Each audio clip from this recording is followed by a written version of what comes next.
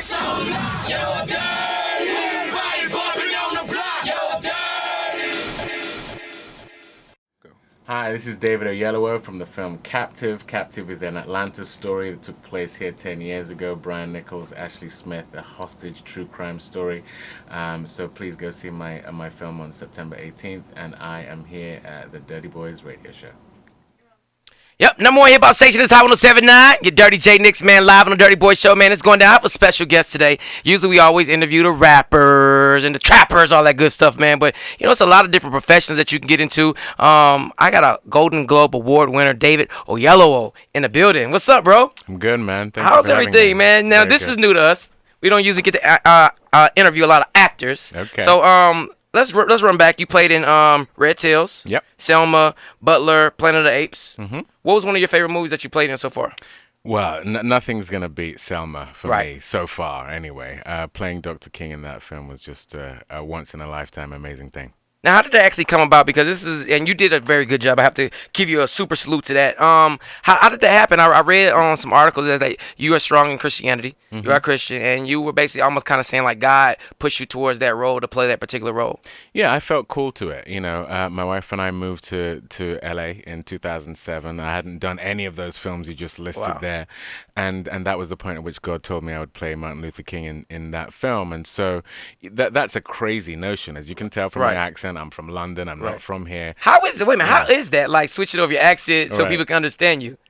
Well, you know, it's part of my job. Right. You know, it's part of what I trained to do. And when you're gonna play someone like either, you know, Martin Luther King in Selma or Brian Nichols in Captive, you know, you've got to go to the character as opposed to the character coming to you. Right. With that being said, like a lot of young people always call our radio show and ask us like, how do I get into acting? How do I do this? How do I do that? Do I have to move to LA? What's one of the keys that you could tell some of the young people out here that's trying to get into acting?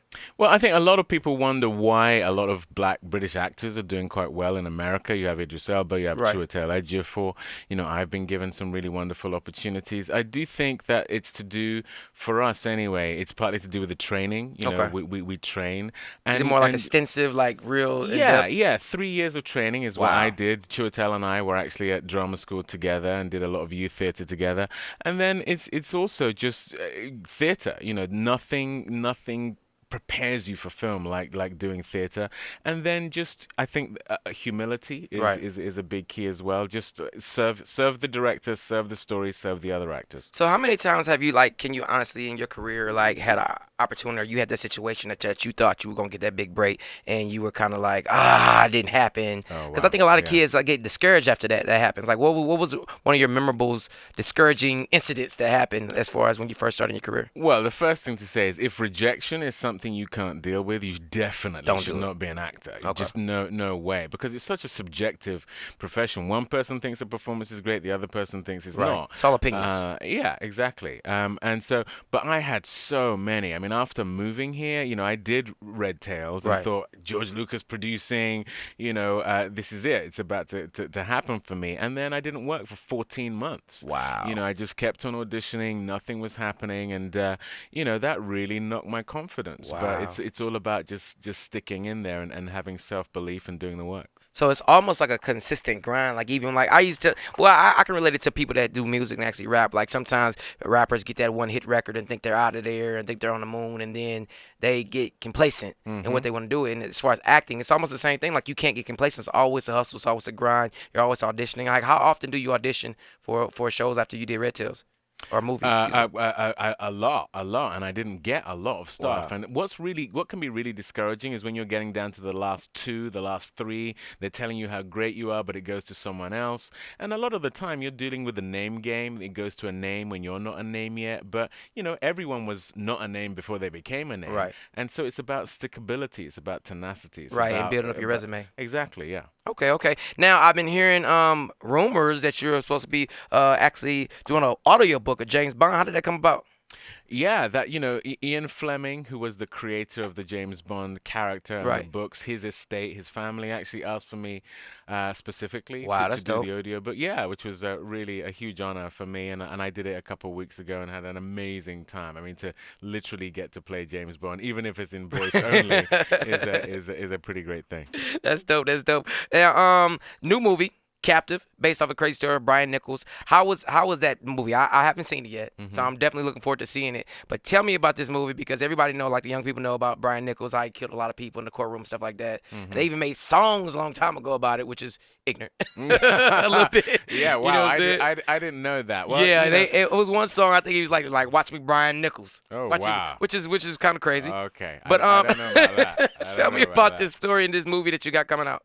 Well, yeah, it's an Atlanta story. It happened here in March of 2005. Brian Nichols was on trial for rape, broke Right. out of the courthouse jail, killed a judge, killed the stenographer, a customs officer, a Wow. sheriff's deputy, and then took this lady, Ashley Smith, hostage for 7 hours in her own apartment. She was actually a meth addict who'd lost custody of her own daughter. Wow. And these two people in that, there's no way you're thinking anything good can come of this situation whereby they're in this apartment together. And she had been given this book by Pastor Rick Warren called The Purpose Driven Life.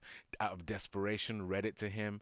And he ended up letting her go, giving himself in, and it was the point beyond which she never touched meth again. So, Wow. good came out of a terrible situation. Yeah. Now, what drew you to the story? Like, just coming off definitely doing a movie like Selma, where you played Martin Luther King, to go back to this real dark character. Like, what drives you to become those particular characters? Like, what's your motivation for that? Well, my motivation is the story. I Right. mean, with Selma, you have love overcoming hate and Right. injustice. In And this, it's Martin Luther King, so that's and it's Martin Luther King. Let's not forget that's the that. coolest guy in the world. Yeah, literally, in my opinion. But even though there may not seem similarities, and there are very few between Martin Luther King and Brian Nichols, but the story of Ashley Smith and Brian Nichols is, again, you see light coming out of darkness, On both sides. Yeah, on both sides. It's just the nature of the character I'm playing is very, very different. And, to go back to anyone who's wanting to be an actor, I truly believe the way to a long career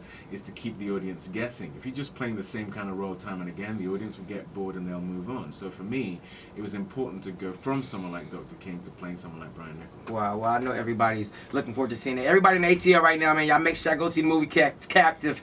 Make sure you check my guy out. And it's also, it's based off, like you said, a story from Atlanta, so a lot of people will remember that particular case. Now, let's get into this. Favorite foods? Favorite food? Favorite food. Fried plantain. Fried plantains. Yeah. Okay. Favorite sport?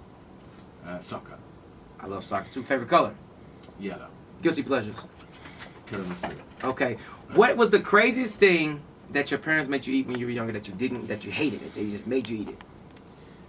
When you're sick, in Nigeria, when you're sick, there's this concoction. It's boiled roots and herbs. It's so bitter, and my parents would make me down it, and literally, I still have traumatic dreams about it. Does it really, like knock out your sickness? I don't know that it even does that. It's more I torture? think it's just like a tradition that people just like to believe, and the cold would probably have gone anyway. But yeah, that was horrible. Right. So what else do we have coming out after this movie? Like, what's next for you? Like, what do you see yourself? What kind of role do you see yourself playing, or movie that you have coming up? Well, I did a film with Lupita Nyong'o called The Queen of Katwe, which is a beautiful African story. We shot that in Uganda earlier this year. That's coming out next year. And I'm about to do another African story called A United Kingdom, playing the king of Botswana who married a white lady in the 40s. Wow. And that put a lot of people... Didn't go very well? Yeah, didn't go down too well in South Africa and the UK back then. So we're going to shoot that film later in the year. Now, I have to commend you because you are very talented actor, producer, director. Out of those three, which one do you love the most? Acting is my first love, but I'm really gaining a love for producing as well. Captive is one of the first films I've produced, and the reason I did that is because I want to put into the world things that I would watch, Right. things that I think are meaningful, and I'm being given opportunities as an actor that are enabling me to get those stories told. Right, definitely congratulations on that. Now, for people that's listening that might not know the difference from a producer and a director, could you explain that for us? Well, a producer is someone who, you're involved in getting the money together. You're involved in every aspect. The business side. The business side, Okay. exactly. Getting the distribution for the film. The director is more of the creative captain, in a sense. The person who makes sure that creatively the film is sound. Okay. Well, good, man. It was definitely a pleasure meeting you, man. I wish you the best of luck, man. Everybody out there in the radio world that listen to the Durtty Boys, man, go see Captive, go see Captive, go see Captive, man. And I thank you for coming and checking us out with the Durtty Boys, man. Thank you. Mr. David. Tonight's on Your Dirty.